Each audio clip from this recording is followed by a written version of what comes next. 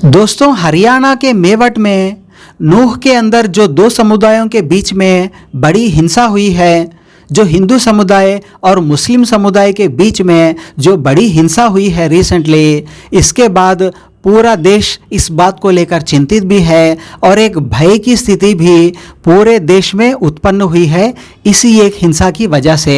वैसे दूसरी तरफ सारी की सारी पॉलिटिकल पार्टियां, चाहे वो सरकार हो या विपक्षी पार्टियां हो, सारी की सारी राजनीति करने में लगी हुई है।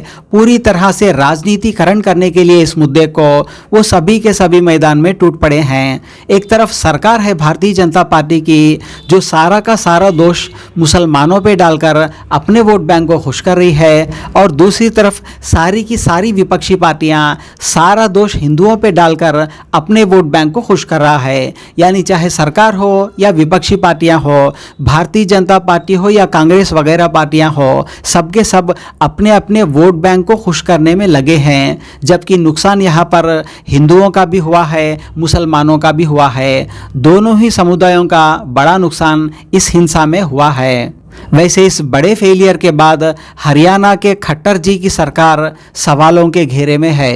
एक तो मणिपुर की समस्या है, दूसरा आप देख रहे हैं हरियाणा जल रहा है, यहाँ भी डबल इंजन की सरकार है, मणिपुर में भी डबल इंजन की सरकार है, अडानी का सवाल वैसे के वैसे ही खड़ा हुआ है।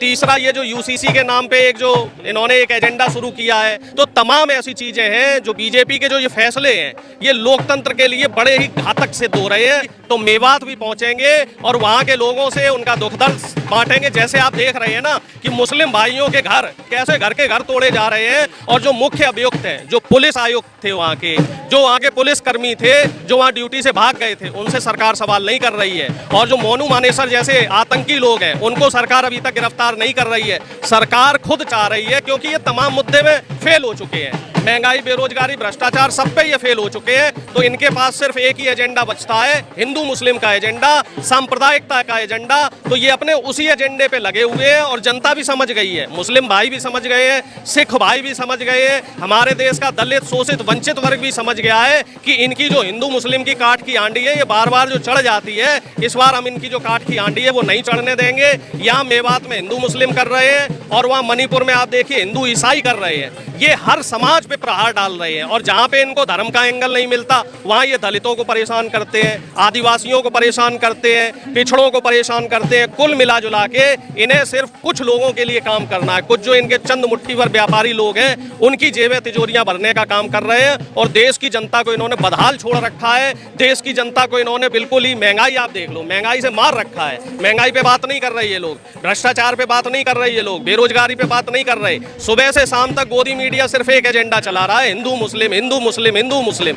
देखो साहब, स्पष्ट है मेवात में जो घटना हुई है उसमें बीजेपी और आरएसएस के लोग, बजरंग दल के लोग, विश्व हिंदू परिषद के लोग भेष बदल के पहुंचे हैं, और ये चीजें कई वीडियो में सामने आ चुकी हैं। इसको पुलिस भी बचाता हुआ नजर आ रहा है। अब पुलिस का जो दोहरा चरित्र है वो ऐसे देख लो आप, मेवात में तो वहां से ये गायब हो गए, ठीक है, और बरेली में एक ईमानदार पुलिस ऑफिसर प्रभाकर चौधरी, उन्होंने दंगा रोकने की कोशिश की, दंगा रोक ही दिया, तो उनको क्या इनाम दिया साहब? उनका ट्रांसफर कर दिया। भाई ये हमें ईमानदारी नहीं समझ में आई कि ईमानदारी का ये इनाम मिलता है कि साहब आप ट्रांसफर ही कर दो। तो आप इससे अंदाजा लगा सकते हो कि भारतीय जनता पार्टी ही दंगे करवा रही है, और ये पूरी तरीके से नीचता के, इन्होंने मानवता की सारी हदें तोड़ दी हैं। अब ये सिर्फ नीचता पे आ गए हैं, इनको सिर्फ और सिर्फ सत्ता दिखाई दे रही है, कैसे भी साहब हमारी सत्ता बच जाए। अब आप हमें बताओ साहब, आज तक हमने कभी हरियाणा में इस तरीके से सांप्रदायिक दंगे सुने थे?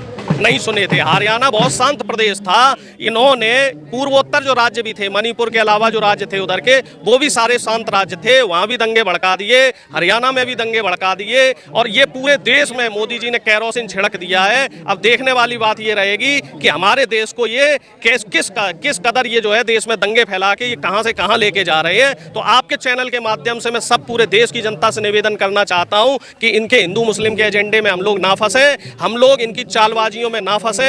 हम इनसे सिर्फ और सिर्फ मुद्दे पे सवाल करें कि साहब महंगाई कब कम होगी, बेरोजगारी कब जाएगी, भ्रष्टाचार कब हटेगा, किसानों को एमएसपी कब मिलेगी, बहन बेटियों के साथ जो दुराचार हो रहा है उसमें दुराचारियों को सजा कब मिलेगी, अडानी के सवाल पे साहब कब जवाब दोगे, मणिपुर पे कब जवाब दोगे। हमें इन पे मुद्दे पे घेरना है, इनकी पिच पे हमें नहीं खेलना है। भाई बैकफुट पे तो आ ही चुके हैं, इसी वजह से मोदी जी पीछे छुपे हुए हैं। अब अमित शाह जी को उन्होंने सदन में भेज दिया है, मोदी जी कहाँ चर्चा करना चाह रहे हैं? खड़गे साहब सवाल करते हैं, उनका माइक म्यूट कर देते हैं। आम आदमी पार्टी के संजय सिंह सवाल करते हैं, उनको बाहर कर देते हैं। आप पर आरोप लगता है कि आप चर्चा करना ही नहीं चाहते हैं। साहब ये तो वही बात हो गई कि साहब पत्थर भी मारे अपनों ने और जहर पिलाया अपनों ने। अपनों के सितम जब ऐसे हो तो गैरों के सितम से क्या डरना।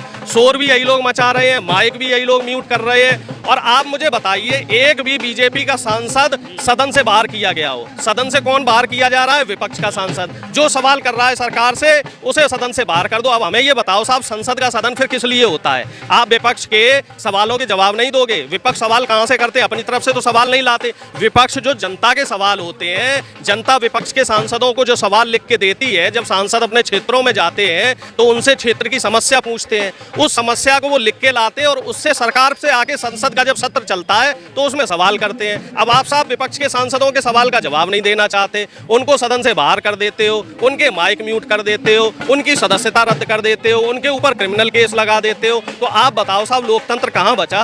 आपने तो तानाशाही लगा रखी है। और इस तानाशाही का जो जवाब है, अब चुनाव आने वाला है, 5 राज्यों के चुनाव आ रहे, इसमें इनका सुपड़ा साफ होगा। फिर 2024 में जिस तरीके से ये लोग आए थे ना झूठ परोस के, उसी तरीके से देश की जनता इनको सत्ता से बाहर करेगी। तो मैं आपको आश्वस्त कर रहा हूं कि जनता ने पूरा मन बना लिया है कि अब इनको हम, जो ये लुटेरे लोग हैं, ये जो झूठे लोग हैं, जो ये पाखंडी लोग हैं, जो ये पापी लोग हैं, ये किसानों को परेशान करते हैं, ये बहन बेटियों को परेशान करते हैं, ये युवाओं को परेशान करते हैं, तो इनको सत्ता से बाहर ही करना है, क्योंकि ये लोग जनता के लिए काम नहीं कर रहे।